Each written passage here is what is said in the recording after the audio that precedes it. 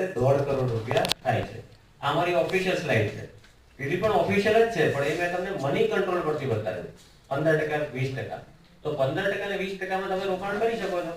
તમારી સેલરી વધે તો રોકાણ તમે બચત તમે વધારે કરો. બચત ક્યાં કરો? જ્યાં મોંઘવારીથી વધારે વળતર મળે ત્યાં. Next please.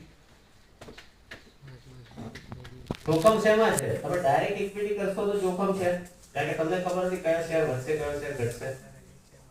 પછી ફ્યુચર ડેરિવેટિવ્સ બી રિસ્ક છે. કેમ રિસ્ક છે? ડેરિવેટિવ ચાલશે કોઈ ફ્યુચર એન્ડ ઓપ્શન જે કે છે. સેબી કહે છે કે એમાં 93% લોકોને લોસ જાય છે. સેબી પોતે કહે છે, રાઈટ? એનો મતલબ શું છે? એનો મતલબ શું છે કે આપણે પૈસા જાય છે. નેક્સ્ટ